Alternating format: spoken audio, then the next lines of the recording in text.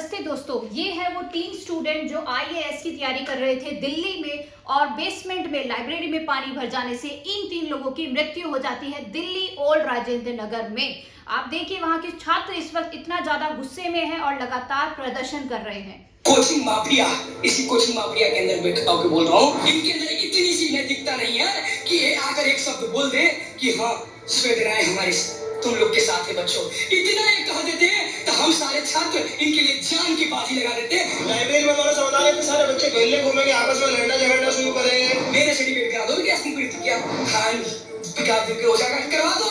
शासन के साथ साथ एक दो कोचिंग वालों को भी लटकाइए, फिर देखिए क्या है हमारे देश में एक जान की कीमत।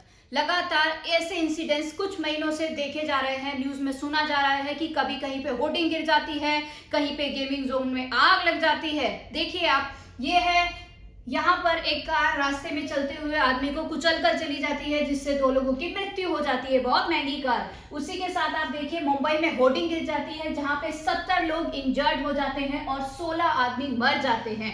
उसी दौरान गुजरात में एक गेमिंग जोन में आग लग जाती है जिसमें 6 बच्चे और 28 आदमी इंक्लूडेड 6 बच्चे मर जाते हैं। और अब दिल्ली में Rao academy IAS coaching centre में पानी भर जाने से 3 आईएएस की कोचिंग कर रहे बच्चों की मृत्यु हो जाती है। कौन है वे 3 बच्चे? ये हैं वो 3 बच्चे। एक दिन तेज बारिश के दौरान राव आईएएस की लाइब्रेरी में पानी भर जाता है।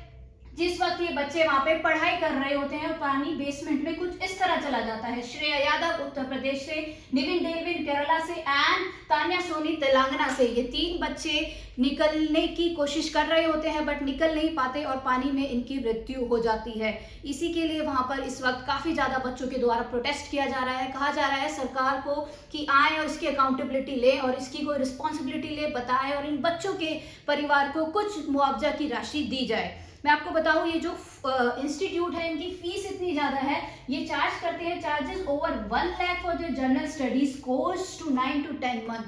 9 से 10 महीने के जनरल स्टडी के कोर्स के लिए 1 लाख रुपए फीस ली जाती है राव आईएएस एकेडमी में यूपीएससी के बच्चों से। और उसी के साथ ऑनलाइन ऑफलाइन कोर्स की अलग अलग फीस है।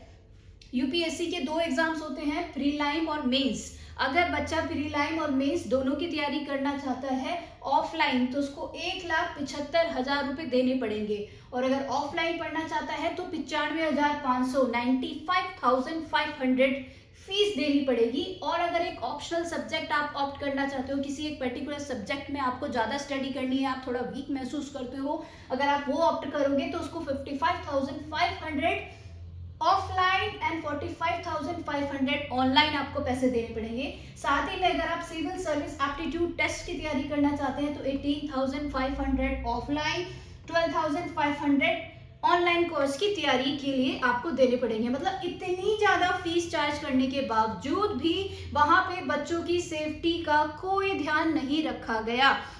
और आप देखिए मीडियम क्लास के लोग, पेरेंट्स कितनी मुश्किल से इस पैसे को इकट्ठा करके जोड़ के अपने बच्चे को पढ़ने के लिए दिल्ली भेजते हैं और दिल्ली की हालत आप देखिए कैसी है। वहाँ की जो अभी लेटेस्ट एमपी बनी है दिल्ली से वो है बांसुरी स्वराज और उनका कहना क्या है आप सुनिए इस वीडियो में। कुछ नहीं है, बस वो पूरी तरह से उनका कहना ये है कि इस पूरी मामले के जिम्मेदार माननीय मुख्यमंत्री अरविंद केजरीवाल जी हैं। मतलब it just a blame game, एक बंदा दूसरे को ब्लेम करे, दूसरा बंदा दूसरे को ब्लेम करे। फिलहाल वहां की स्थिति में यही किया जा रहा है।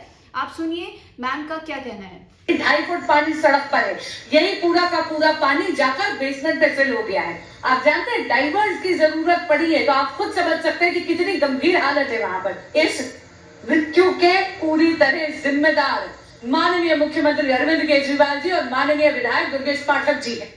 एक और मीटिंग हुई है। मीटिंग में कहा जा रहा है कि इस तरह की परिस्थिति लास्ट ईयर भी आई थी और इन्होंने वीडियो रिकॉर्ड करके भेजा था बट उस पर कोई स्ट्रिक्ट एक्शन नहीं लिया गया। आपने सुन लिया, बांसुरी स्वराज जी का कहना है कि इसके पूरी तरह से जिम्मेदार अरविंद केजरीवाल जी हैं। और अब इसके बारे में क्या किया जा रहा है आप वो भी देखिए। मीटिंग में किस तरह के डिस्कशन किए जा रहे हैं, क्या कह रहे हैं लोग आपस में।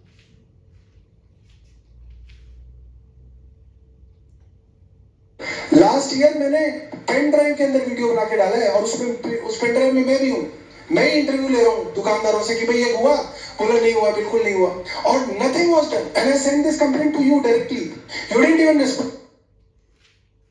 तरह की एक मीटिंग बनाई गई है जिसमें अब डिस्कशन किया जा रहा है कि इसके कारण क्या है, what is the reason behind it. और मैं आपको बता दूं, जो राजेंद्र नगर है, ओल्ड राजेंद्र नगर है दिल्ली का, वहाँ पे अक्सर बारिश में जल भराव होता है और वहाँ पे उस बारिश से बचने के लिए इस तरह के गेट लगाए गए हैं मेजरली सभी जगह पर, और इससे पानी को रोक लिया जाता है और इस तरह की पन्नी का भी यूज किया जाता है ताकि पानी अंदर ना जाए। बट उस दिन क्या हुआ, ये कार बहुत तेजी से निकली जिससे पानी वो उस गेट से टकराया, राव आईएएस के गेट से टकराया और गेट टूट गया और ये पानी पूरी तरह से बेसमेंट के अंदर चला गया और इतनी तेज स्पीड से गया कि बच्चों का कहना है कि 5 से 10 मिनट के अंदर पूरे कमरे में पानी था।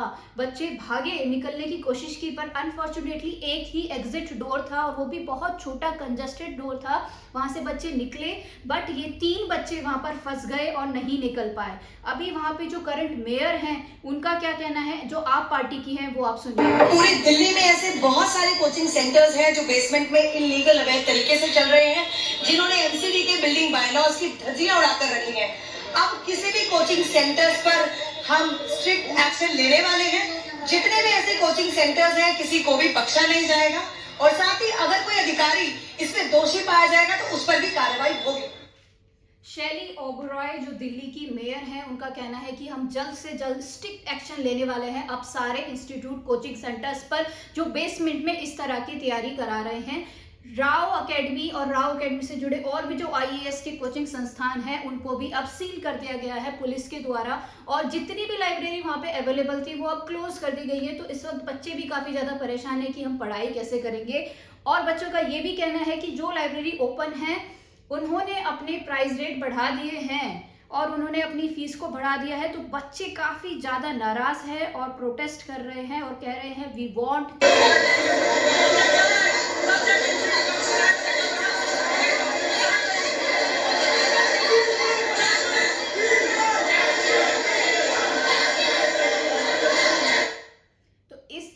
बच्चे वहाँ पे पिछले 7-8 दिन से कंटिन्यू प्रोटेस्ट कर रहे हैं और डिमांड कर रहे हैं सरकार से कि वहाँ पे कोई एक हायर ऑफिसर आए और उनसे बात करे और इस पूरे मुद्दे की अकाउंटेबिलिटी ले, रिस्पॉन्सिबिलिटी ले और उनको जस्टिस दे।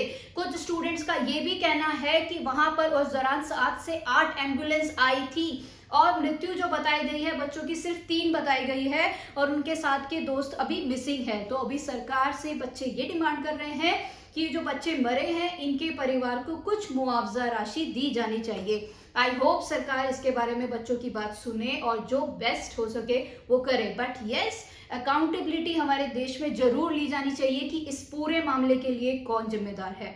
आपको क्या लगता है कमेंट सेक्शन में जरूर बताइएगा। Thank you so much.